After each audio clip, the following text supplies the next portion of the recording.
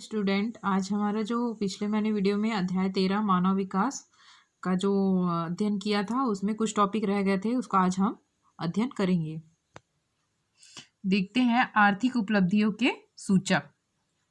ठीक, जो समृद्ध संसाधन है आधार और इन संसाधनों का सभी विशेष रूप से निर्धन, पद, दलित और हाशिए पर छोड़ दिए गए लोगों की पहुंच उत्पादकता, कल्याण और मानव विकास की कुंजी है। ठीक है, सकल घरेलू उत्पाद और इसकी प्रति व्यक्ति उपलब्धता को किसी देश के संसाधक आधार अक्षय नीति का माप माना जाता है। ठीक है, इसका जो सकल घरेलू उत्पाद 3200 करोड़ रुपए था और इस प्रकार की जो प्रचलित कीमतों पर प्रति व्यक्ति आय कितना था, 20,813 रुपए था। ठीक है, गरीबी जीवन की जो निम्न गुणवत्ता, भूख, कुपोषण, निरक्षरता में प्रतिबिंबित होती है, यह निम्न विकास का प्रतीक है। ठीक है, उसके बाद देखते हैं भारत में आर्थिक विकास के कार्यक्रम का अभिन्न अंग गरीबी उन्मूलन है। ठीक, ग्रामीण इलाकों में क्या हुआ, गरीबी की दर सन 1973-74 में कितनी थी, 56.4% थी, जो घट के सन 1999 और 2000 में 27.1% रह गई। गरीबी की दशा में रहने वाले लोगों की संख्या सन 1973-74 में 32.13 करोड़ से घटकर मतलब 99-2000 में 26.63 करोड़ ही रह गई। लगभग 75% ग्रामीण लोग ग्रामीण इलाकों में निवास यहाँ पे करते हैं। ठीक है, इसमें हम देखते हैं सारणी में भारत में गरीबी सन 1999 और 2000। ठीक है, इसमें आपको राज्य वाइज दिया गया है। आंध्र प्रदेश में मतलब गरीबी रेखा के नीचे का प्रतिशत जनसंख्या वाला 15.77, ऐसी सबका आप दिया हुआ है। आप इसको बुक से आप इसका अध्ययन कर सकते हैं। ठीक है, ठीक है, ये जो आपका वो है वो कहाँ से लिया गया, स्रोत भारत का योजना आयोग 2001। ठीक है, भारतीय राष्ट्रीय मानव विकास रिपोर्ट द्वारा इसमें चित्रित किया गया है। ठीक, जो भारत योजना काल में प्रथम दशक में राष्ट्रीय आय के औसतन 3.8% की दर से वार्षिक दर में वृद्धि हुई है, जबकि दूसरे दशक में यह घटकर कितना हुआ, 3.5% रह गया और तीसरे दशक में केवल 3.2% ही रह गया। ठीक है, ऐसा परिवर्तन होता गया। इसके बाद नेक्स्ट टॉपिक देखते हैं स्वास्थ्य जीवन के सूचक। ठीक है, स्वास्थ्य को मानव विकास का महत्वपूर्ण अंग माना गया है, क्योंकि स्वास्थ्य व्यक्ति की सभी प्रकार का जो विकास कर सकता है। ठीक है, स्वास्थ्य नहीं तो कुछ भी नहीं।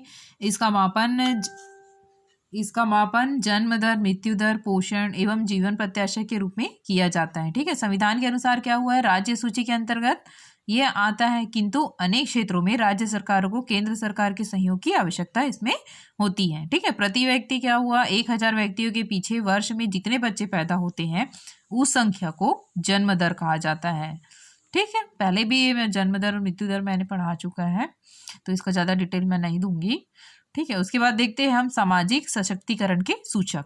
ठीक, विकास मुक्ति है। ठीक है, भूख, गरीबी, दासता, बंधुत्वकरण, अज्ञानता, निरक्षरता और किसी भी अन्य प्रकार की प्रबलता से मुक्ति मानव विकास की कुंजी है।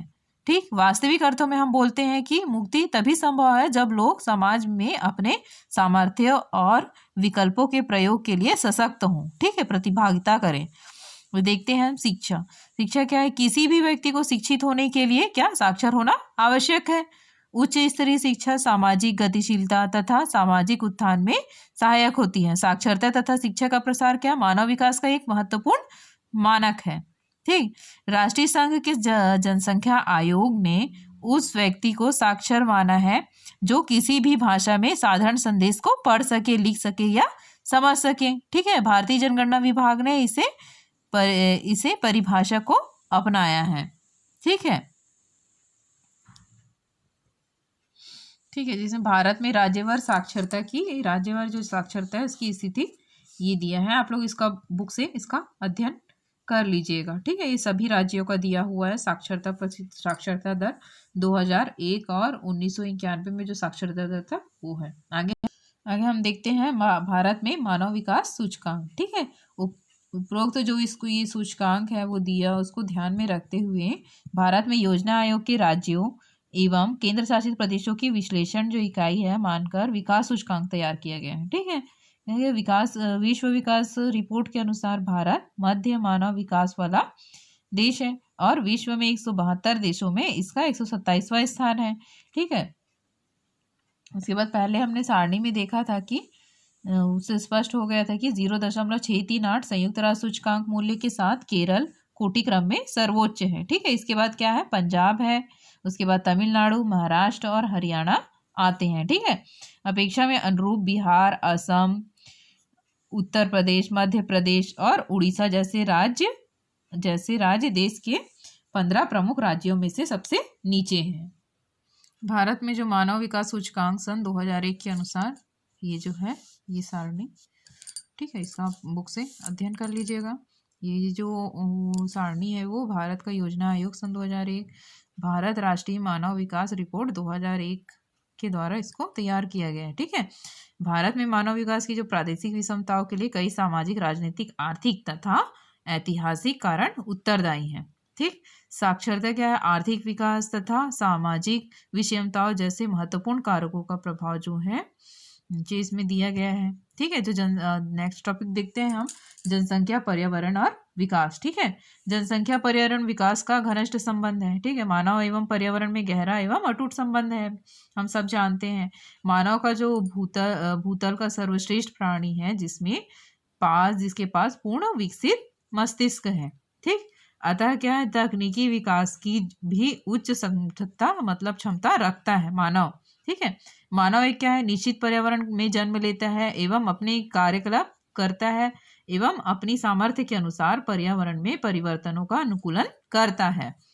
ठीक है, इसमें क्या मानव अपनी बुद्धि कौशल के बल पर बहुत प्रगति किया है, फिर भी पर्यावरण का प्रभाव तो इसमें पड़ता ही है। ठीक, मानव संस्कृति विकास के प्राथमिक चरण में मानव एवं पर्यावरण के मध्य मित्रतापूर्ण संबंध था तथा वह अपना भोजन आसपास के पर्यावरण से कंदमूल व फल प्राप्त करता। आदिमानव काल से हम सब जानते हैं, किंतु समय के साथ साथ ऐसा हुआ कि उसने अपना भोजन स्वयं बनाना चालू कर दिया।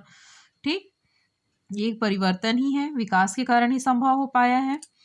ठीक है, कार्ल मॉडल के अनुसार सन 1650 ईस्वी तक विश्व की कुल जनसंख्या 35 करोड़ थी, जो सन 1950 में क्या 251 करोड़ हो गई। ठीक है, सन 2002 में 621 करोड़ हो गई।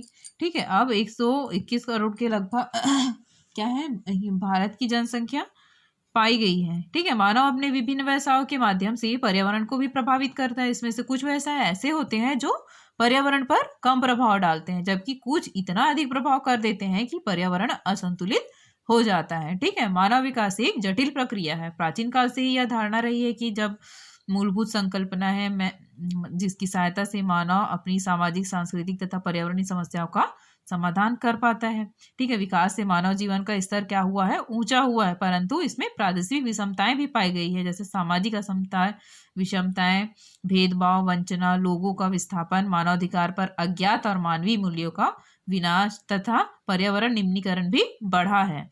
ठीक है, उपरोक्त संरचनाओं को ध्यान में रखते हुए जो संयुक्त राष्ट्र विकास कार्यक्रम ने अपनी सन 1993 की रिपोर्ट में कुछ संशोधन किए। ठीक है, इसमें लोगों को प्रतिभागिता व उनकी सुरक्षा, लोकतंत्रीकरण, लोगों के बढ़ते सशक्तिकरण आदि मुद्दों पर ध्यान केंद्रित किया। शांति एवं मानव विकास लाने के लिए किया नागरिक समाजों की भूमिका को मान्यता दी गई। ठीक है, उसके बाद नवमाथल्यवाद, पर्यावरणविदों, आमूलवादी पारिस्थितिकीविदों में एवं शांत सामाजिक जीवन के लिए जनसंख्या तथा संसाधनों के बीच उचित संतुलन बनाए रखने की आवश्यकता पर इसमें बल दिया गया। ठीक है बच्चों, यहाँ पे हमारा जो लेसन है वो समाप्त हुआ। ठीक है।